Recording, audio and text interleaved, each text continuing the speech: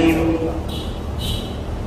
الحمد لله الذي هدانا لهذا وما كنا لنهتدي لولا أن هدانا الله لقد جاءت رسل ربنا بالحق الصلاة والسلام والتحية والإكرام مولانا ومولى الثقلين جد الحسن والحسين أبي القاسم محمد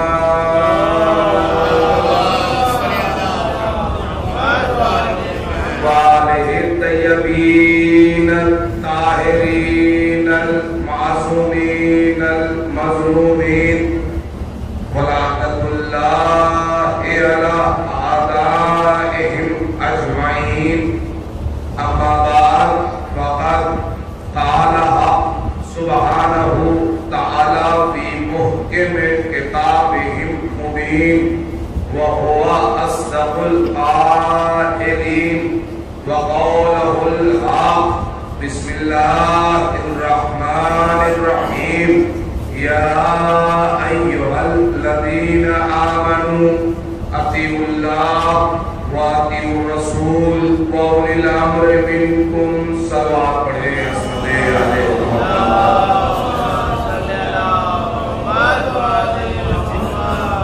میرے محترم سامعین حضرات، بزرگان قوم ملت و میرے نوجوان برادران، میرے ہمسن اور کمسن ماتمداران مظلوم کربلا، سوگواران سید الشہداء، سب سے پہلے تو میں آپ حضرات کی خدمت میں ایک گزارش کرتا ہوں، اگر کوئی پریشانی نہ ہو تو تھوڑا سا کہ آگے کافی جگہ ہے تاکہ بعد میں آنے والوں کو زحمت نہ ہو، تھوڑا سا اگر آپ آگے بڑھ جائیں گے اس سے آپ مجھ سے اور مسلسل ہو جائیں گے، میں آپ سے مسلسل ہو جاؤں گا۔ اور دیکھیے جو بزرگان ہیں میں ان سے بھی کہتا نوجوان تو دیکھیے آنے والی جنریشن کا مستقبل ہے، ہمارے قوم کا مستقبل ہے نوجوان۔ یہ ننھے ننھے بچے، یہ نوجوان، یہ بزرگ، یہ کھلے کھلے سے چہرے ماشاءاللہ الحمدللہ سبھی لوگ انتہائی خوبصورت اور واجب الاحترام بزرگان ہیں اور بڑے بڑے لکھے افراد ہیں، تاریخ جاننے والے، تاریخ پر نگاہ رکھنے والے افراد میری نگاہوں کے سامنے ہیں اور الحمدللہ بہت اچھا آپ سماعت کر رہے ہیں، بہت اچھا سن رہے ہیں، بڑی حوصلہ افزائی کر رہے ہیں، بڑی عزتوں کے تاج عطا کر رہے ہیں اور یہ ہونا بھی چاہیے کہ ذاکر اہل بیت کی، شوستان کی یا منقبت خوان کی، خطیب کی حوصلہ افزائی کی جائے۔ کیوں؟ اس لیے کہ یہ وہ کام ہے کہ جو 8ویں امام کیا کرتے تھے۔ 8ویں امام خطیب کو بلا کر منبر پر بٹھاتے تھے، مرثیہ خان کو بلا کر منبر پر بٹھاتے تھے اور اپنے جد کے فضائل و مسائل سنتے تھے اور حوصلہ افزائی کرتے تھے، دعائیں دیتے تھے۔ عزیزان ایمان، ہماری اور آپ کی آج چوتھی نشست ہے، چوتھی مجلس ہے اور تیزی سے وقت گزرتا جا رہا ہے۔ 1445 ہجری کا یعنی محرم الحرام کی آج 4 تاریخ ہو گئی اور مسلسل آپ حضرات ذکر امام معصوم کربلا کر رہے ہیں، ذکر اہل بیت اطہار کر رہے ہیں، شہزادی کو ان کے لال کا پرسہ پیش کر رہے ہیں۔ میری بات یہ سمجھ میں نہیں آتی کہ انسان ایک گاؤں میں، ایک معاشرے میں، ایک قصبے میں، ایک شہر میں، ایک سماج میں رہتا ہے۔ میرے نوجوانوں کے لیے عرض کر رہا ہوں، بزرگ مجھ سے بہتر جانتے ہیں کہ گاؤں میں رہتے ہوئے، قصبے میں رہتے ہوئے، شہر میں رہتے ہوئے پوری سال زندگی گزارنا ہے۔ بچے چھوٹے سے بڑے ہو جاتے ہیں، نوجوان ہو جاتے ہیں، ہمیشہ یہی دیکھا جاتا ہے کہ خوشی کا موقع ہے تو سب لوگ شریک رہتے ہیں، کسی کے یہاں کوئی موت ہو گئی تو سب لوگ شریک رہتے ہیں، کسی کے یہاں کسی کے بیٹے کی یا بیٹی کی یا کسی اولاد کی شادی ہے تو اس میں محلے پڑوس کے شریک ہو گئے، دعوت کھانے کے لیے کسی نے کسی کو دعوت دی ہے، بلایا ہے تو سب لوگ شرکت کرنے کے لیے چلے گئے، چاہے وہ رشتہ داری کا معاملہ ہو، چاہے وہ پڑوسی کا معاملہ ہو، چاہے وہ تعلقاتی معاملہ ہو، مطلب معاملہ کوئی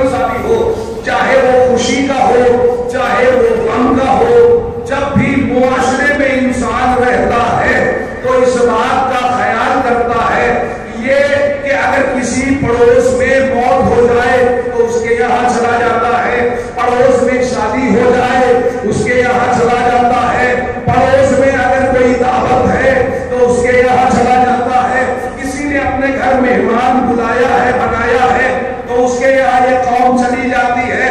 مطلب کیا ہوا؟ یہ دنیا کا معاملہ ہے کہ جو فنا ہو جانے والی ہے, دنیا غرق ہو جانے والی ہے, دنیا مٹ جانے والی ہے. یہ ہمیشہ باقی رہنے والا رشتہ نہیں ہے.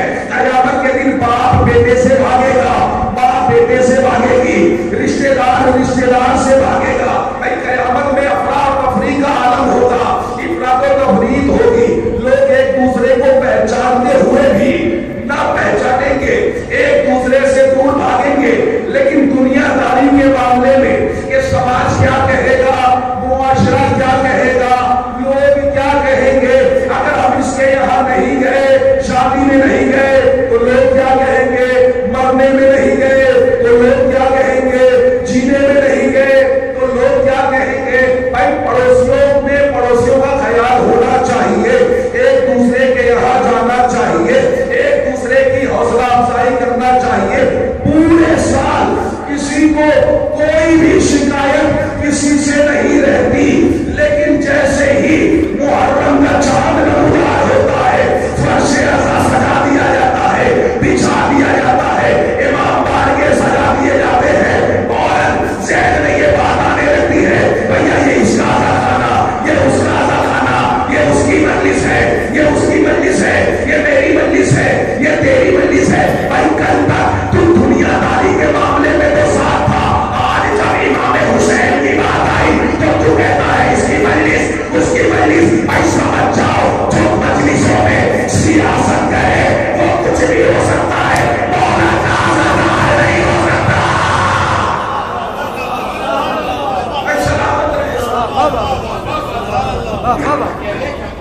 کچھ بھی ہو, مولا کا آزادار نہیں ہو سکتا.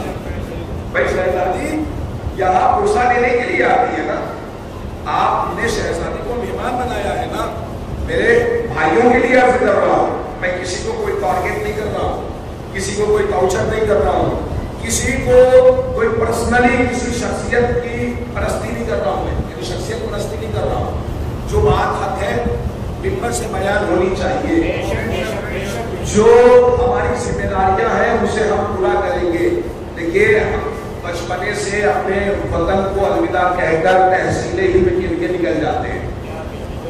ہم اپنا وطن چھوڑ دیتے ہیں, پوری زندگی پڑھتے ہیں, کتابیں پڑھتے رہتے ہیں, حوزے میں تعلیم حاصل کرتے ہیں, اور اس کے بعد ایران, عراق, نجف اشرف وغیرہ مشاہد وہ لوگ جاتے ہیں, تعلیم حاصل کرتے ہیں. ہم یہ جو عمل کر رہے ہیں اس لیے کر رہے ہیں تاکہ امام حسین کے مقصد کو بتایا جا سکے کہ امام حسین کا مقصد ہے کیا. مقصد امام حسین کی حفاظت کی جا سکے, ہماری شرعی ذمہ داری ہے. یہ بات صرف مولوی کے اوپر عائد نہیں ہوتی, ذاکر اہل بیت, خطیب اہل بیت, مولانا کے ہی ذمہ یہ کام نہیں ہوتے کہ وہ امت کی اصلاح کرے, معاشرے کی اصلاح کرے. قوم کے ہر نوجوان, ہر بزرگ کی ذمہ داری ہے, مرد و عورت تمام مومنین و مومنات کی, کہ وہ اپنے معاشرے کو پاک و پاکیزہ کرے, پاکیزہ بنائیں, تاکہ آپسی اختلافات ختم ہو جائیں. جس دن آپ یہ سوچ کر مجلس میں جائیں گے نا کہ ہمیں فلاں عزا خانے میں جانا ہے, مجلس امام حسین میں شرکت کرنی ہے, یہ سوچ کے خلوص نیت سے, تو سمجھ لیجئے کہ آپ کا عمل قبول ہو رہا ہے. شہزادی آپ کو کوئی نہ کوئی مقام دے رہی ہے. لیکن اگر آپ گھر سے ہی راجنیتی کر کے, سیاست کر کے نکل رہے ہیں کہ بھائی ہمیں اس کے یہاں نہیں جانا, ہماری بندی نہیں ہے, ہمارے آپسی تعلقات ٹھیک نہیں ہے, بھیا تمہارے ہوتے ہو, حسین کسی ایک کے لیے نہیں ہے, حسین نے تمام عالم انسانیت کے لیے قربانی دی ہے. امام علی مقام نے قیامت تک کی آنے والی نسلوں کے لیے قربانی پیش کی ہے. یہ قربانی کسی ایک کے لیے نہیں دی ہے, کیا صرف شیعوں کے لیے امام حسین نے قربانی دی ہے؟ کیا صرف شیعوں کے لیے دی ہے یا اس لیے دی ہے کہ آپ فرش رضا بچھائیں؟ نہیں, تمام عالم اسلام کے لیے, تمام انسانیت کے لیے امام علی مقام نے قربانی پیش کی ہے, تاکہ معاشرے کی اصلاح ہو سکے, امت کی اصلاح ہو سکے. نہیں تو اگر جنگ کرنا مقصد ہوتا نا تو جس کے پاس عباس جیسا شیر ہو, جس کی کی آنکھوں کا جلال ایسا ہے کہ اگر نگاہوں سے روئے بھری نگاہوں سے لشکر کی طرف نظر کر دے تو ہاتھوں سے خنجر چھوٹ کر زمین پر گرنے لگتا ہے. 9 لاکھ کے لشکر کو موت کا پسینہ نظر آنے لگتا ہے. عباس کے جلال کا عالم یہ ہے کہ اگر دیکھ لے تو ہاتھوں سے خنجر چھوٹ جاتا ہے غالب کے ہاتھوں سے. بھائی مولا اگر جنگ کرنے کے ارادے سے جاتے تو عباس کے نشین خود کائنات کا امام ہے, امام وقت ہے. ان سے اجازت لے کر سورج نکلتا ہے, ان کی اجازت ہوتی ہے تو صبح رمضان ہوتی ہے, ان کی اجازت ہوتی ہے تو شب ہوتی ہے. انہی کے کرم سے, انہی کے لطف و کرم سے ہم رزق پاتے ہیں. یہ کائنات رزق پاتی ہے. عزیزان ایمان, ہمیں کسی کا دل دکھانا نہیں چاہیے, ہمیں کسی کی دل آزاری نہیں کرنی چاہیے, ہمیں کسی کے زخموں پر مرہم نہیں چھڑکنا چاہیے, بلکہ ہمیں امن و امان کا پیغام دینا چاہیے, انسانیت کا پیغام دینا چاہیے. یعنی کل تک جو ہماری مجلسوں میں آتے تھے, آج زمانہ ایسا ہو گیا ہے کہ لوگ ہماری مجلسوں سے دور جا رہے ہیں. غیر تو غیر اپنے بھی اپنے امام بارگاہوں کے اختلافات کی وجہ سے, کمیٹی کے اختلافات کی وجہ سے, صدر اور سیکریٹری کے عہدے میں لڑائی اور جھگڑا, آپس میں نا اتفاقیاں پیدا جو ہو رہی ہیں, مخالفتیں, یہ گھر کی مخالفتوں کو آپ گھر تک محدود رکھیں, فرش عزا تک نہ لے کے آئے. فرش عزا پر آنا ہے تو آپ انسان بن کے آئے. بھائی آپ فرش عزا پر آ رہے ہیں تو آپ انسان بن کے آئے. کیوں؟ اس لیے کہ فرش عزا آدمی کو انسان بنانے کا نام ہے, فرش عزا انسانیت کو زندہ کرنے کا نام ہے.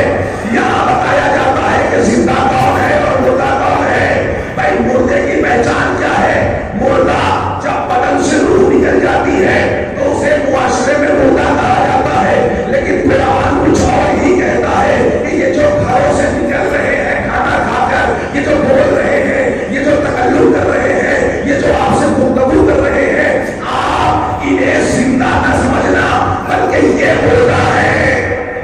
قرآن تو یہ کہہ رہا ہے کہ یہ مردہ ہے. اچھا جو مر گئے, حق کے راستے میں شہید ہو گئے, پروردگار کہہ رہا ہے خبردار انہیں مردہ بھی گمان نہ کرنا, یہ زندہ ہے, اللہ کی طرف سے رزق پا رہے ہیں.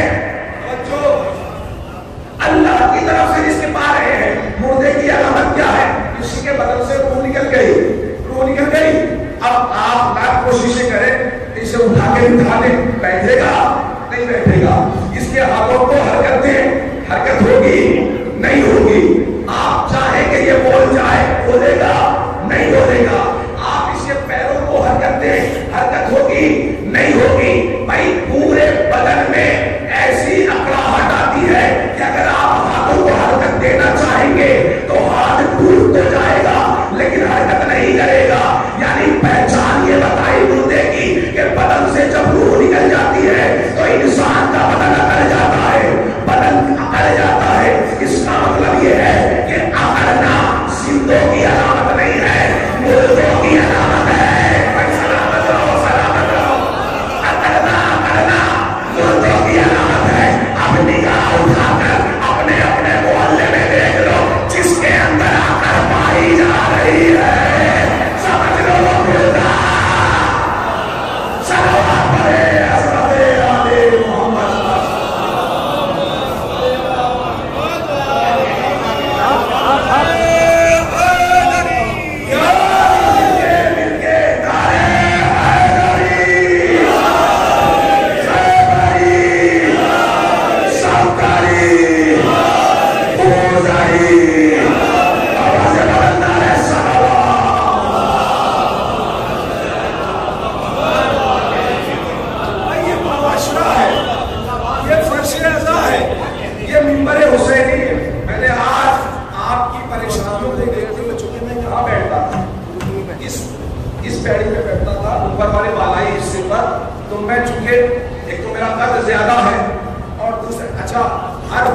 چاہنے والے کا قد بلند ہی ہونا چاہیے.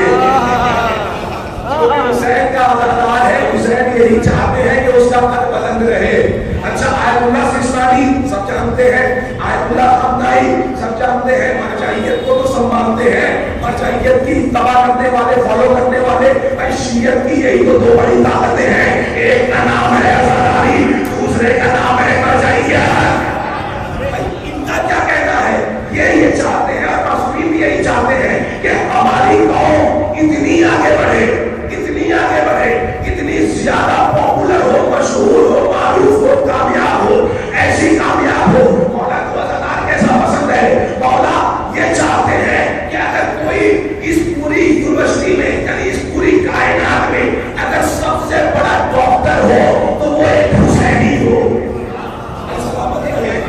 آپ نے محسوس نہیں کیا یعنی معصوم یہ چاہ رہا ہے کہ اگر اس کائنات میں کوئی نگاہ اٹھا کر دیکھے اگر آپ کسی بھی ڈپارٹمنٹ میں جائیں کسی بھی صوبے میں جائیں کسی بھی طبقے میں جائیں یعنی ڈاکٹری لائن میں جائیں تو آپ کو سب سے بڑا جو ڈاکٹر ہے وہ شیعہ ہونا چاہیے مولا کا عزادار ہونا چاہیے انجینئر ہے مولا کا عزادار ہونا چاہیے کلیکٹر ہے مولا کا عزادار ہونا چاہیے سول انجینئر ہے تو مولا کا عزادار ہونا چاہیے پولیس میں ہے تو مولا کا عزادار ہونا چاہیے پروفیسر ہے مولا کا عزادار ہونا چاہیے معصوم بتانا یہ چاہ رہے ہیں کہ جس دن آپ نگاہ اٹھا کر اپنے معاشرے میں علمی معیار کو اتنی بلندی پر لے جائیں گے کہ نگاہ اٹھاؤ تو آپ کا شیعہ امام کا شیعہ ڈاکٹر بھی نظر آئے امام کا شیعہ وکیل بھی نظر آئے امام کا شیعہ انجینئر بھی نظر آئے امام کا شیعہ بڑے عہدے پر نظر آئے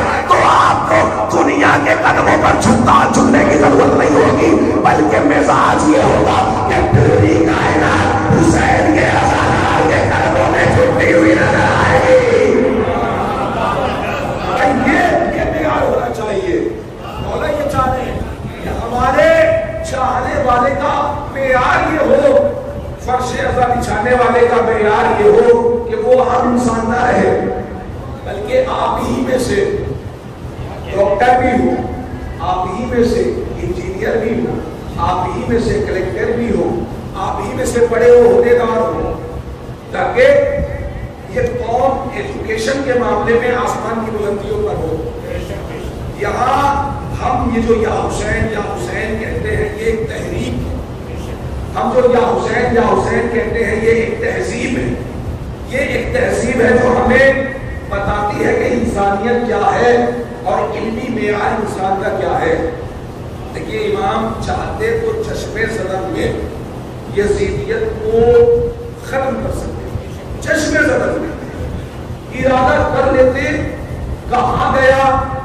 اس کا کچھ پتہ نہیں چلتا لیکن عزیزان جب امام عالی مقام مدینے سے نکلنا چاہ رہے ہیں تو مدینے سے نکلنے سے پہلے جب فہرست مرتب ہو گئی تیار ہو گئی تو امام نے سید سجاد کو قریب بلایا سید سجاد سے کہا میرے لال سجاد یہ بتاؤ کہ تم جہاد اکبر کرو گے یا جہاد اصغر کرو گے توجہ بڑی احساس کا میں گفتگو جا رہی ہے لیکن آپ کی توجہات درکار ہے اگر آپ میرا حوصلہ بڑھائیں گے تو انشاءاللہ میں آپ کے روبرو رہوں گا مولا پوچھ رہے ہیں کہ آپ جہاد اکبر کرو گے یا جہاد اصغر کرو گے توجہ ایک مرتبہ مولا سجاد نے معصوم سے سوال کیا بابا یہ بتائیے جہاد اکبر کیا ہے اور جہاد اصغر کیا ہے ایسا نہیں ہے کہ سید سجاد کو معلوم نہیں ہے ایک معصوم دوسرے معصوم سے سوال تبھی کرتا ہے جب جواب پوری کائنات تک پہنچانا ہوتا ہے جب جواب پوری کائنات تک پہنچانا ہوتا ہے تب ایک معصوم دوسرے معصوم سے کہتا ہے کہ سوال کرتا ہے تاکہ جواب میں وزن پیدا ہو جائے سوال میں وزن پیدا ہو جائے سوال کیا سید سجاد نے بابا بتائیے یہ جہاد اکبر کیا ہے یہ جہاد اصغر کیا ہے تو ایک مرتبہ امام عالی مقام نے کہا کیا کہا کہ ہم میں سے کربلا سرزمین کربلا پر جو افراد میرے ساتھ قتل ہو جائیں گے خون بہائیں گے قتل ہو جائیں گے بھوکے پیاسے یہ ہے جہاد اصغر اللہ اکبر پھر کہتا ہوں امام نے کہا میرے لال سجاد ہم میں سے کچھ افراد جو میرے ساتھیوں میں ہوں گے اصحاب انصار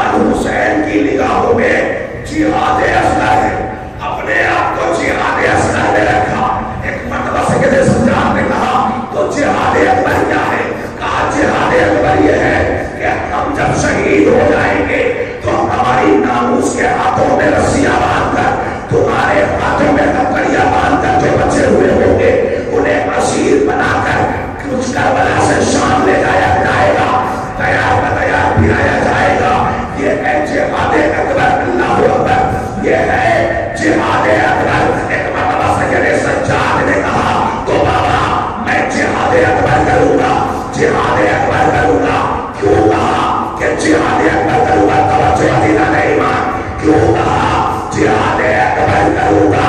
امام بتانا یہ چاہ رہے ہیں جو دین کے خلاف اٹھا ہے, جو شریعت کے خلاف اٹھا ہے, جو امامت کے خلاف اٹھا ہے, جو حسینیت کو مٹانا چاہتا ہے, جو شریعت محمدی کو مٹانا چاہتا ہے, جو کتاب کو مٹانا چاہتا ہے, جو سنت کو مٹانا چاہتا ہے, وہ بیٹھا ہے شام میں. وہ اپنے سپاہیوں کو, اپنے ٹکڑوں پر پلنے والے نجس حیوانات کو کربلا میں بھیج کر انہیں قتل کرائے گا. وہ خود تو آئے گا نہیں, میدان میں بھیجے گا اپنے سپاہیوں کو, شام میں بیٹھا رہے گا. تو صحیح وہ نہیں آتا, کوئی بات نہیں. علی کا خون خود شام کے دربار میں پہنچ کر نعرہ تکبیر نہ گونجے تو مجھے علی کا بیٹا سجاد نہ کہنا. سلام علیہ حضرت علی محمد. تھوڑا تھوڑا میرا تو کہتا کہ پیچھے والے حضرات آگے آ جائیں, تھوڑا تھوڑا سا آگے آ جائیں. نعرہ حیدری, نعرہ حیدری, نعرہ صفدری, نعرہ موزری, آواز بلند ہے.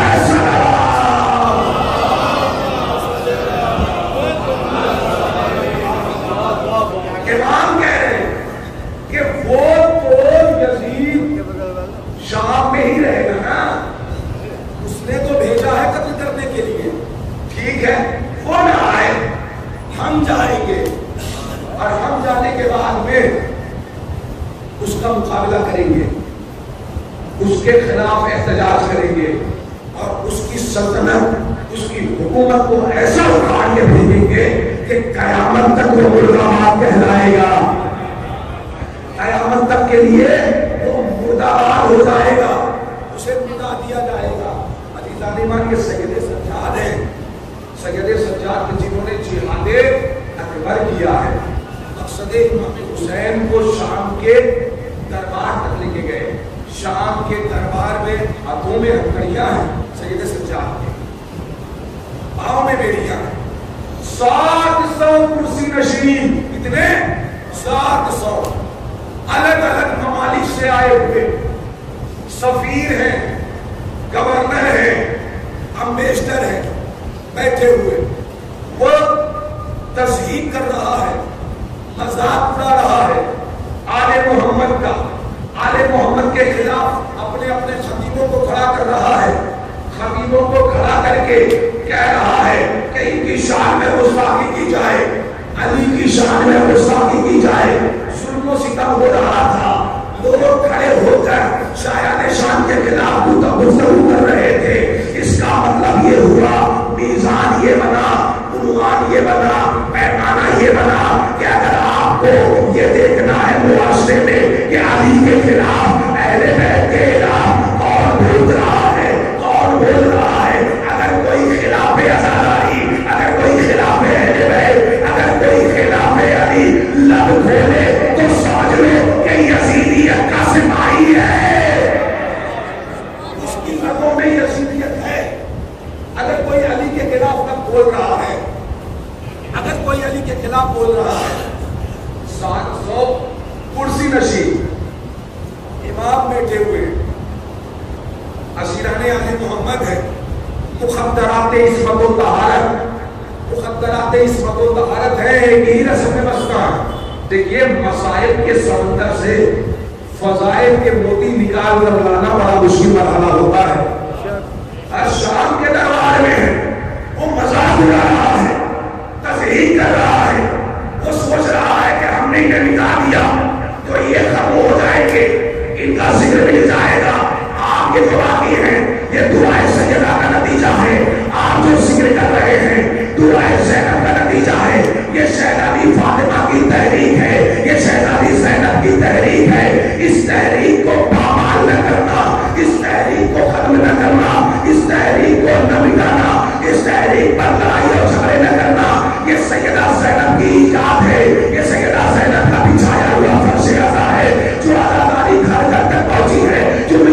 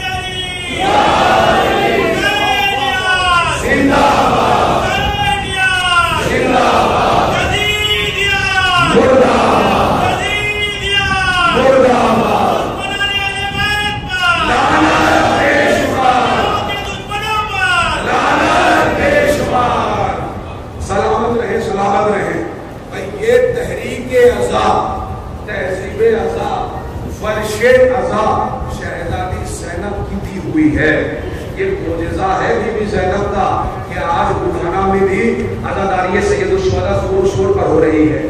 پوری دنیا میں بلھانا کو جانا جا رہا ہے. یہاں کے پردے پر بات ہوتی ہے. علامہ فصیح صاحب نے ہمارے برادر بزرگ ہیں ماشاءاللہ یہاں بڑے امام باڑے میں اشرا ہو رہا ہے, رات میں خطاب کر رہے ہیں. پچھلے سال وہ کویت میں تھے, انہوں نے ذکر کیا وہاں پر بھی, چونکہ وہ یہاں کی آبادی سے واقف ہے, یہاں کے کردار اور یہاں کی سیرت سے واقف ہے.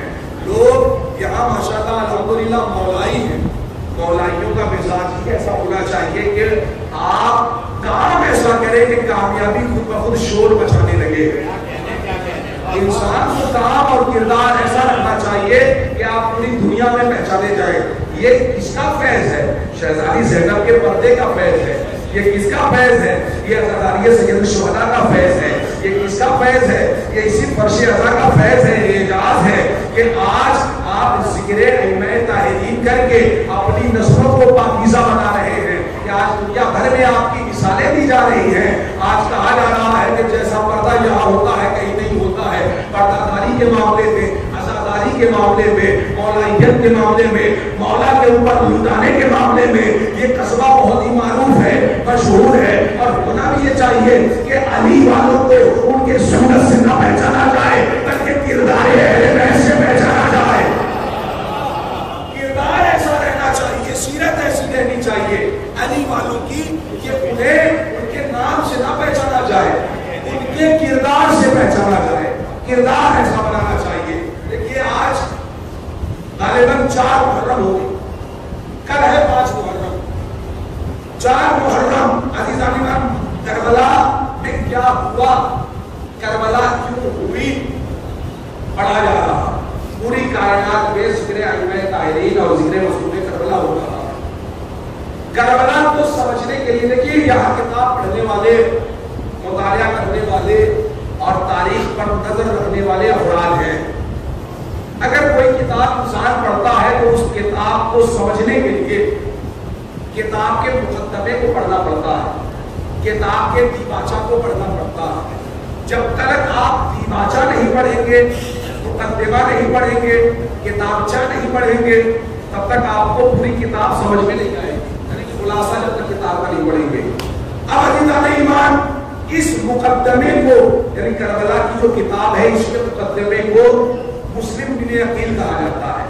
تو آپ پہلے حسین کے سفیر کو سمجھیں کہ حسین کا سفیر ہے کون, اور امام حسین نے اسے اپنا سفیر بنا کر کیوں بھیجا. دیکھیے امام کے ہر عمل میں ہدایت ہوتی ہے, امام کے ہر عمل میں ایک راز پوشیدہ ہوتا ہے. امام کی نگاہیں صرف موجودہ وقت کو نہیں دیکھتی بلکہ قیامت تک کے آنے والے اوقات کو دیکھتی ہے. وقتوں پر نظر رہتی ہے, نسلوں پر نظر رہتی ہے, قیامت تک کی آنے والی نسلوں پر امام نظر رکھتا ہے. امام یہ دیکھ رہے تھے آئندہ زمانے میں لوگ نائب امام پر انگلی اٹھائیں گے, لوگ نائب امام کو برا کہیں گے, اس کے مخالفت میں لوگ برا بھلا الفاظ استعمال کریں گے. لہذا آج مسلم کو اپنا نائب کوفے میں بنا کر بھیج رہا ہوں کہ یہ نائب امام کی طرف سے ہوتا ہے, عوام کی طرف سے نہیں ہوتا. نائب یعنی سفیر بنا کر بھیجا ہے. سفیر حسین ہیں جناب مسلم بن عقیل. کہاں گئے ہیں؟ کوفے میں. کوفے میں کس کے یہاں گئے؟ سب سے پہلے میں نوجوانوں کے لیے, اپنے چھوٹے بھائیوں کے لیے عرض کر رہا ہوں, بزرگ اس سے بہتر جانتے ہیں. سب سے پہلے جناب مسلم بن عقیل گئے ہیں حضرت مختار ثقفی کے یہاں, جناب مختار کے گھر. لیکن وہاں پہنچنے کے بعد جب حالات خراب ہوئے کوفے کے تو لوگوں نے مخبری کر دی. تو جناب مسلم بن عقیل وہاں سے ہٹ کر چلے آئے کہاں؟ جناب ہانی نے عروہ کے گھر. ہانی کون ہے؟ ہانی رسول کے صحابی ہیں, ہانی امام علی کے صحابی ہیں, ہانی امام حسن کے صحابی ہیں, اور خود موجودہ وقت میں امام حسین کے دور میں ہیں. یعنی انہوں نے معصومین کا زمانہ دیکھا رسول کے دور سے. جناب ہانی ابن عروہ یہ رسول کے چاہنے والے, رسول کے وفادار سپاہی ہیں. ان کے گھر لے گئے تشریف. کون؟ جناب مسلم بن عقیل. اس وقت جناب ہانی ابن عروہ کی طبیعت علیل ہے, بستر عدالت پر ہے. اب کوفے کا گورنر جو پہلے تھا اسے ہٹا دیا گیا اور بٹھایا کسے گیا؟ عبید اللہ ابن زیاد کو. عبید اللہ ابن زیاد ملعون کو تخت پر بٹھا دیا گیا. کس کے حکم سے؟ یزید کے حکم سے. یزید نے گورنر بنایا, یزید نے اپنا نمائندہ بنایا, نمائندہ بنا کر بھیجا. گورنر بنایا ہے کوفے کا. کوفے کی حکومت کس کے ہاتھ میں ہے؟ عبید اللہ ابن زیاد کے. کون ہے؟ یزید کا بھیجا ہوا ہے, یزید کا بنایا ہوا نمائندہ ہے, بھیجا ہوا نمائندہ ہے. اب عزیزان ایمان جناب مسلم کون ہے؟ حسین کے بنائے ہوئے نمائندے ہیں, حسین کے بھیجے ہوئے سفیر ہیں اور حسین کے بھائی بھی ہیں. اب عزیزان ایمان کوفے میں دونوں لوگ ہیں, ایک یزید کا بھیجا ہوا, ایک حسین کا بھیجا ہوا.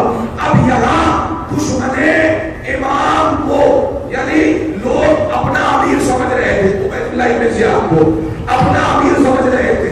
جناب مسلم بن عقیل کو اپنا دشمن سمجھنے لگے تھے, ڈر گئے تھے. لوگ یہ چاہ رہے تھے کہ سفیر حسین کو قتل کر دیا جائے. سفیر حسین نے پناہ لی کس کے گھر میں؟ جناب ہانی ابن عروہ کے گھر میں. اب عبید اللہ ابن زیاد کے پاس میں ایک تحریر آتی ہے. تحریر کیا آتی ہے کہ تیرے ہاتھوں پر کن کن لوگوں نے بیعت کی ہے اور کن کن لوگوں نے بیعت نہیں کی ہے. تو بیعت نہ کرنے والوں میں حسین کے اصحاب کے نام تھے, جس میں سے ایک نام جناب ہانی ابن عروہ کا تھا. اب ایک مرتبہ لوگوں نے بتایا کہ ہانی کی اس وقت طبیعت علیل ہے, اس وقت بستر عدالت پر ہے. اب اس نے اعلان کیا, کیا اعلان کیا؟ کہ اعلان کر دیا جائے میں ہانی سے ملاقات کرنے کے لیے جاؤں گا. کس لیے جاؤں گا؟ تاکہ عیادت کر سکوں, تیمارداری کر سکوں. بیمار کی عیادت کے لیے کون جائے گا؟ عبید اللہ ابن زیاد جائے گا. یہ اعلان ہو گیا. ادھر جیسے ہی ہانی نے یہ اعلان سماعت کیا تو مسلم سے کہا کہ مسلم اس سے اچھا موقع نہیں ہے, فتنہ چل کے خود گھر پہ آ رہا ہے, اسے یہاں قتل کر دو, تمام فتنہ ہی ختم ہو جائے گا. کہا کیسے قتل کرے؟ کہا دیکھو وہ آئے گا میری عیادت کے لیے, بیمار کی عیادت کے لیے آئے گا, مزاج کرسی کے لیے آئے گا, بیٹھے گا, میں گفتگو کروں گا, بات کروں گا اور باتوں باتوں میں میں اپنا امامہ اتاروں گا اور اپنے سر پہ رکھوں گا. تو تم سمجھ جانا موقع اچھا ہے, اسے وہی واصلے فی النار کر دینا, قتل کر دینا اور پردے کے پیچھے چھپ جانا. اب عزیزان ایمان جناب مسلم بن عقیل ہانی ابن عروہ کے گھر میں پردے کے پیچھے چھپ گئے. عبید اللہ ابن زیاد اپنے سپاہیوں کے ساتھ گھر میں داخل ہوا. اب لوگ تاریخ لکھنے والے لکھتے ہیں کہ عبید اللہ ابن زیاد ہانی ابن عروہ سے گفتگو کر رہا ہے, ہانی ابن عروہ کی خیریت معلوم کر رہا ہے, عیادت کے لیے آیا ہوا ہے. اس لیے عیادت کے لیے آیا تھا کہ ہانی کے سپورٹر بہت تھے, ہانی کے فالوور بہت تھے کہ اگر ہانی نے تباہ کر لی تو باقی لوگ بھی تباہ کر لیں گے. اب عزیزان ایمان جناب ہانی ابن عروہ گفتگو کر رہے ہیں, گفتگو میں وہ اشعار بھی پڑھ رہے ہیں. اشعار کا مفہوم یہ ہے, مطلب یہ ہے کہ جس بات کو طے کیا گیا ہے اس بات کو آپ پورا کر دیجئے, چاہے میری جان ہی کیوں نہ چلی جائے. یہ اشعار کا ترجمہ تھا. اب عبید اللہ ابن زیاد اس نے سوچا کہ شاید بیماری ان کے صحت پر سرایت کر گئی ہے, ان کا دماغی توازن صحیح نہیں ہے, لہذا وہ جانے کے لیے آمادہ ہو گیا, واپس جانے لگا. جب وہ واپس چلا گیا اور جناب مسلم بن عقیل پردے کے پیچھے ہی چھپے رہے, پردے کے پیچھے ہی رہے, پردے سے باہر نہیں آئے. ہانی اشارہ کرتے رہے لیکن مسلم پردے کے باہر نہیں آئے. موقع ہاتھ سے نکل گیا. جب موقع ہاتھ سے نکلا تو مسلم ہانی کے قریب آئے.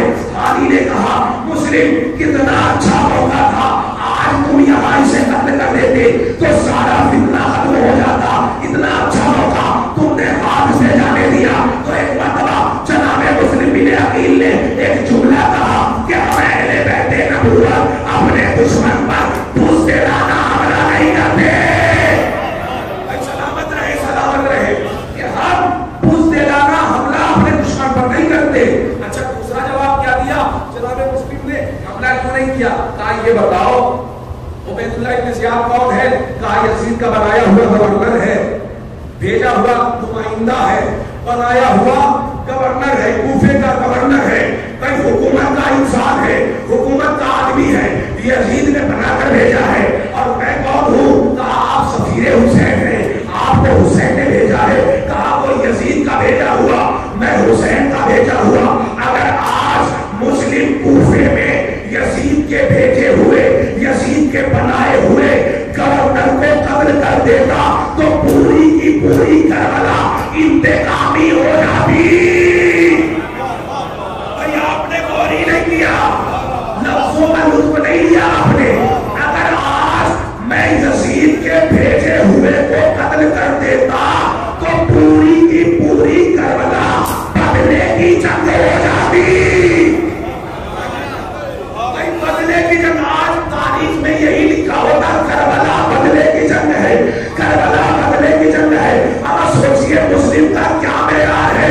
معیار یہ ہے کہ جیسے حسین کربلا کو دیکھ رہے ہیں ویسے ہی مسلم بھی کربلا کو دیکھ رہے ہیں۔ یہ ہے معیار مسلم۔ مسلم نے قتل نہیں کیا، مسلم جانتے تھے کہ اگر آج میں نے قتل کر دیا تو زمانہ لکھ دے گا کہ چونکہ حسین کے نمائندے میں، حسین کے سفیر نے یزید کے نمائندے کو، یزید کے بنائے ہوئے کو قتل کر دیا تھا، لہذا بدلے میں یزید نے اہل بیت کے خون کو جائز سمجھا، انتقام میں حسین کو قتل کیا گیا۔ لیکن یہ ایک عظیم کام تھا سفیر حسین کے لیے۔ عزیزان ایمان، سفیر حسین دنیا نہیں سمجھ سکتی اہل بیت کے کسی بھی فرد کو، دنیا نہیں سمجھ سکتی اہل بیت کے کسی بھی چاہنے والے کو جو ان کے غلامان ہیں۔ خالد ابن عروہ عظیم شخصیت، انہیں حسین کے عشق میں قتل کیا گیا، حسین کے عشق میں انہیں شہید کیا گیا۔ جناب مسلم بن عقیل، حالات اتنے پرماشور ہو گئے، اتنے خراب ہو گئے حالات کہ جناب مسلم بن عقیل کوفے کی گلیوں میں ٹہل رہے ہیں، کبھی ادھر جاتے ہیں کبھی ادھر جاتے ہیں، کوئی مددگار نظر نہیں آتا۔ جہاں 18,000 افراد نے مسلم کے ہاتھوں پر بیعت کی تھی، وہاں جناب مسلم سے مصافحہ کرنے والا بھی کوئی نہیں ہے، مزاج کرسی کرنے والا بھی کوئی نہیں ہے، جناب مسلم کی خیریت معلوم کرنے والا بھی کوئی نہیں ہے۔ اور نہیں تو 2 بچے جناب مسلم اپنے ساتھ میں لائے تھے، ایک کا نام تھا محمد، دوسرے کا نام تھا ابراہیم۔ یہ دونوں بچے بھی باپ سے بچھڑ گئے، جناب مسلم کوفے کی گلیوں میں بھٹک رہے ہیں۔ راستے میں ایک گھر دکھائی دیا کوفے کی گلی میں، اس گھر کی دہلیز پر چوکھٹ پر جناب مسلم بیٹھ گئے۔ جب جناب مسلم بیٹھے ہیں تو گھر کے اندر سے ایک مؤذنہ نے دیکھا کہ کوئی شخص گھر کی چوکھٹ پر بیٹھا ہوا ہے۔ اندر سے آواز آئی، کیا تمہیں معلوم نہیں ہے کوفے کے حالات کتنے پرآشوب ہیں، کوفے کے حالات کتنے خراب ہیں؟ ارے تم اپنے گھر کیوں نہیں چلے جاتے؟ تم اپنے گھر چلے جاؤ، اپنے بچوں میں چلے جاؤ، یہاں کے حالات ٹھیک نہیں ہیں۔ عزیزوں، جناب مسلم بیٹھے رہے، آواز دی اگر ممکن ہو تو ایک کوزے میں پانی لے آؤ، میں بہت پیاسا ہوں، میں مسافر ہوں۔ اللہ اکبر۔ عزیزان من، جناب مسلم کو کوزے میں پانی دیا گیا۔ جناب مسلم نے جب پانی نوش کر لیا تب ایک مرتبہ تب بھی جناب مسلم وہیں بیٹھے رہے۔ جب دیر ہو گئی تو اس مؤذنہ جس کا نام تھا طوعا، حضرت طوعا نے دیکھا، بی بی طوعا نے دیکھا کہ وہ شخص اب بھی میری دہلیز پر بیٹھا ہوا ہے، وہ شخص اب بھی میرے چوتارے پہ، میرے چبوترے پہ بیٹھا ہوا ہے۔ تو ایک مرتبہ آواز دی، کیا تمہیں میری آواز نہیں آئی کہ یہاں کے حالات ٹھیک نہیں ہیں، یہاں کے حالات بگڑے ہوئے ہیں، یہاں لوگ ایک دوسرے کے خون کے پیاسے ہیں، جاؤ اپنے وطن کیوں نہیں چلے جاتے، اپنے گھر کیوں نہیں چلے جاتے؟ ایک مرتبہ جناب مسلم کی آواز آئی، ارے میں تو غریب الوطن ہوں، جس کا کوئی وطن ہی نہیں ہے، وہ کہاں جائے، میں تو مسافر ہوں۔ اتنا سننا تھا کہ اس مؤذنہ نے سوال کیا، یہ بتائیں آپ کون ہیں؟ کہا میں مسلم ہوں، سفیر حسین ہوں، حسین کا بھیجا ہوا ہوں۔ اتنا سنا قدموں پہ گر گئی، آقا مجھے معاف کر دے، مجھے معاف کر دے، میں آپ کی کنیز ہوں، یہ گھر آپ کا ہے، یہ جان آپ کی ہے، یہ سب کچھ آپ کے تصدق میں ہے، مولا میرے گھر میں تشریف لائیے، مولا آپ ہمارے مہمان ہیں، یہ میرا خوش نصیبی ہے، میری خوش نصیبی ہے کہ آپ میرے گھر پر مہمان رہیں گے۔ اللہ اکبر۔ عزیزان ایمان، مولا جناب مسلم کوفے میں جناب طوعا کے گھر میں مہمان ہو गए। जब जनाब पावा के घर में मेहमान हुए बैठे, पूरी रात इबादत में मसरूफ रहे, इबादत खुदा मोहम्मदी में अंजाम करते रहे। एक मर्तबा तस्बीह और तहलील करने के बाद थोड़ी देर के लिए जनाब मुस्लिम की आग लगी। अब जब आग लगी तो क्या देखा, रसूल आए हैं, अली आए हैं, सर पे हमामा नहीं है बल्कि सर पे करबला की खाक है, लिबास खाक आलूद है, आवाज दे रहे हैं रसूल, ऐ मुस्लिम आज तुम हमसे मुलाकात करने वाले हो, हम तुम्हें लेने के लिए आए हैं, हम तुम्हारे इस्तकबाल के लिए आए हैं। अल्लाह हो आपकी आवाज़ें गिरिया बुलंद हो रही है, खुदा आपको कोई मतलब सिवाय इमाम सैयदुल शुहदा के। अल्लाह हो अकबर अजीज़ाने ईमान। एक मर्तबा जनाब मुस्लिम बेदार होकर उठे तो क्या देखा, घोड़ों के टापों की आवाजें कानों से टकरा रही हैं। जनाब तवा के इर्द गिर्द घर के बाहर लोग जमा हैं मुस्लिम को पकड़ने के लिए, चूंकि मुखबरी कर दी गई थी, खबर पहुंचा दी गई थी जालिम को कि मुस्लिम इस घर में मेहमान है। अब जनाब मुस्लिम घर से बाहर निकलना चाहते हैं, अपने आप को आरास्ता किया जंग के लिए, हाथों में तलवार ली और घर से बाहर निकलना चाहते हैं। ये कनीज हाथों को जोड़कर दरवाजे पर खड़ी हो गई, मौला आपको इस तरह से बाहर न जाने दूंगी, बाहर आपके जान के प्यासे लोग हैं, मौला आप इस तरह से न जाइए। एक मर्तबा जनाब मुस्लिम ने कहा, मैं नहीं चाहता कि मेरी मौजूदगी में कोई हमारे चाहने वाले के घर में दाखिल हो जाए और तेरे ऊपर कोई हर्फ आ जाए, तेरे पर्दे के ऊपर कोई हर्फ आ जाए, तू हमारे चाहने वाली है। अब अजीज़ाने ईमान जनाब मुस्लिम ने कहा, मैं नहीं चाहता कि तेरे पर्दे पर कोई बात आ जाए, मैं कहूँगा आका ऐ मौला एक कनीज के पर्दे का इतना ख्याल, अरे कभी यही कुर्बा होगा दूसरे में आपकी बहने से होगी, मुनादी आवाज देगा अली की बेटियां, अरे कोई सदके की घर है तो कोई जज़ाकुमुल्लाह। अल्लाह अकबर। जनाब मुस्लिम बाहर निकले। अब जब बाहर निकले ना, जंग करने लगे। अली का शेर है, बनी हाशिम का खून है, खूने अबू तालिब, खूने बनी हाशिम इसके रगों में दौड़ रहा है, लोग पीछे भाग रहे हैं। अब लोगों ने मशवरा किया, क्या मशवरा किया कि इस तरह से इस शेर पर काबू नहीं पाया जा सकता, बल्कि एक गड्ढा बनाया जाए और उसे धोखे से उसमें गिराया जाए। ऐसा ही किया गया। जनाब मुस्लिम बिन अकील लड़ते लड़ते अचानक उस खंदक में गिरे। एक मलाउन ने तलवार से ज़रब लगाई, अरे ज़रबत का असर ये हुआ कि चेहरा जख्मी हुआ, लबहाए मुबारक जनाब मुस्लिम के कट गए। अब अज़ीज़ाने ईमान एक मर्तबा हाथों में जंजीरें बांधकर दारुल अमारा की तरफ ले जाया जा रहा है। एक मर्तबा जब अंदर पहुंचे हैं दरबार में पहुंचने के बाद देखा कि उबैदुल्लाह इब्न ज़ियाद तख्त पर बैठा हुआ है। किसी ने कहा, तूने हमारे अमीर को सलाम नहीं किया। जनाब मुस्लिम बिन अकील ने कहा, लानत हो तुम पर, तुम इसे अपना अमीर कहते हो। अमीर तो वो है जो मेरा हुसैन है, जो फर्जंदे रसूल है, जो फर्जंदे अली है, जो फर्जंदे फातिमा है। अरे मैंने मौला को खत लिख दिया है, कोई मौला से कह दे कि वो कूफे की तरफ ना आए। अल्लाह अकबर। अज़ीज़ाने ईमान वसीयत की जनाब मुस्लिम बिन अकील ने कि मैं मकरूज हूँ, मेरे सास से वसीयत की थी कि मैं मकरूज हूँ, मेरी सिरा को बेचकर कर्ज अदा कर देना, मेरी तलवार को बेचकर कर्ज अदा कर देना और हुसैन से कह देना कि इस तरफ ना आए, कूफे के लोगों ने दगा की है। अल्लाह अकबर। अज़ीज़ाने ईमान मौत का फरमान जारी हुआ। जनाब मुस्लिम दारुल अमाना की छत पर पहुंचे। दारुल अमाना की जब छत पर पहुंचे हैं तो नमाज पढ़ी है। जितनी जल्दी उस दिन जनाब मुस्लिम ने नमाज पढ़ी, कभी ना पढ़ी।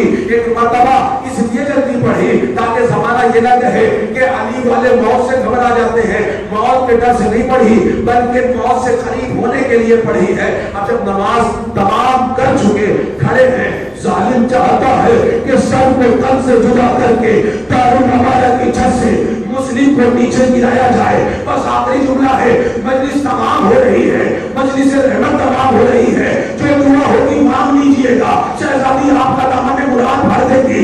अल्लाह अकबर। अज़ीज़ाने ईमान एक मर्तबा जनाब मुस्लिम बिन अकील ने हुसैन का रुख किया, उंगली के इशारे से कहा, अस्सलामु अलैका या अबा अब्दुल्लाह। इधर जनाब मौला कायनात इमाम हुसैन मज़लूम करबला इराक से कूफे की तरफ आ रहे हैं, रास्ते में हैं, बयाबान है, जंगलों का रास्ता है, रास्ते में काफिला ठहराया गया था मौला हुसैन का। एक मंजिल पर हुसैन कुर्सी पर बैठे हुए थे, बीवियों के खैमे लगे हुए थे, अब्बास हुसैन का तवाफ कर रहे थे हाथों में तलवार लिए हुए कि एक मरतबा आका अब्बास ने देखा कि हुसैन अचानक कुर्सी से खड़े हुए, कुर्सी से खड़े होकर कहा वालेकुम या अखी, वालेकुम या अखी। एक मरतबा जब सलाम का जवाब दिया आका हुसैन ने, आका अब्बास ने हाथों को जोड़कर कहा ऐ आका ये बताइए यहाँ सलाम करने वाला कोई नहीं है, इस दस्ते बयाबान में आपने किसके सलाम का जवाब दिया है? कहा देखना चाहते हो? कहा हमारा भाई मुस्लिम मुसीबत में है। अरे वक्त आखिर उसने सलाम किया है, जालिम चाहता है कि उसके सर को तन से जुड़ा करके दारू नमाना की छत से नीचे गिरा दे। अब्बास को जला लाया हाथों में तलवार लिए हुए, एक मरतबा आका से हाथों को छोड़ के कहते हैं मौला मुझे इजाजत दे कि मैं कूफे चश्मे सदर में पहुंच के अपने भाई मुस्लिम की हिमायत करूं, मदद करूं, नुसरत करूं। एक मरतबा हुसैन ने कहा ऐ अब्बास तुझे जाने की जरूरत नहीं है, जिसको वहां पहुंचना है वो पहुंच गया है। कहा मेरे दोनों उंगलियों के दरमियान देखो। एक मरतबा हुसैन ने दोनों उंगलियां उठाई, क्या देखा? दारुल मारा के छत पर मुस्लिम है, जालिम तलवार लिए खड़ा है, चाहता है कि सर को तन से जुदा करे। नीचे एक मंजर देखा अब्बास ने, एक से आप हाथों को उठाए, आवाज दे रही है ऐ मेरे लाल मुस्लिम आजा, ये मातम से इंतजार कर रही है। अरे मुस्लिम का सर कटा, चेहरा फरियाद करती रही हाय मेरे लाल मुस्लिम, हाय मुस्लिम। इन्ना लिल्लाहि व इन्ना इलैहि राजिऊन। रिज़ा में क़ज़ाइही व तस्लीमन li अमरी व सयालुल लज़ीना तनमल तरीबून। हमारे रहा मोहम्मद वाले मोहम्मद का वास्ता हमारी इस इबादत को कबूल फरमा। हमारे रहा तुझे मोहम्मद वाले मोहम्मद का वास्ता जितने भी हाज़िरीन यहाँ तशरीफ रखते हैं और जो कि मुमिनीन बाबा से इस सिमत को सुन रहे हैं, परवरदिगार इन सब अज़ादारों को जो भी इसमें जिस तरह से भी शिरकत करते हैं उस वक्त तक इन सबको ना उठाना जब तक कि ये करबला मुअल्ला की ज़ियारत से मुशर्रफ ना हो जाए। परवरदिगार तुझे मोहम्मद वाले मोहम्मद का वास्ता हम जो अदालत से शुहदा बर्पा कर रहे हैं, हम जो ज़िक्र इमाम मसूमी करबला कर रहे हैं, परवरदिगार इस आज़ादारी को शरफ़ क़बूलियत का दर्जा इनायत फरमा। परवरदिगार तुझे मोहम्मद वाले मोहम्मद का वास्ता है जहाँ जहाँ भी शिया में हैदर करार है उनकी जानो मालो इज़्ज़त व आबरू की हिफाजत फरमा। परवरदिगार तुझे मोहम्मद वाले मोहम्मद का वास्ता है जितने भी हाज़रीन यहाँ तशरीफ रखते हैं इनमें जो बीमार हैं उन्हें शिफाए कामिल व आजिल अता इनायत फरमा। परवरदिगार की तमाम नेक दिली हाजात को कबूल फरमा। परवरदिगार तुझे मोहम्मद वाले मोहम्मद का वास्ता है इन्हें अपनी हिफ्ज़ व अमान में रख और इनके कारोबार में बरकत अता फरमा, इनकी औलादों को सलामत रख। परवरदिगार तुझे मोहम्मद वाले मोहम्मद का वास्ता है हमें ज़्यादा से ज़्यादा सीरत मोहम्मद वाले मोहम्मद पर अमल करने की तौफीक इनायत फरमा। परवरदिगार तुझे मोहम्मद वाले मोहम्मद का वास्ता है हमारी कौम को उलूम आले मोहम्मद से आरास्ता फरमा। परवरदिगार तुझे मोहम्मद वाले मोहम्मद का वास्ता है हमारे दिलों से बुग़्ज़ व हसद अदावत निफाक को दूर फरमा। परवरदिगार तुझे मोहम्मद वाले मोहम्मद का वास्ता है इमाम ज़माना के ज़हूर में दाखिल फरमा और हमें उनके अमान व अंसार में शुमार फरमा। रब्बना तक़ब्बल मिन्ना इन्नका अंतस समीउल अलीम बिरहमतिका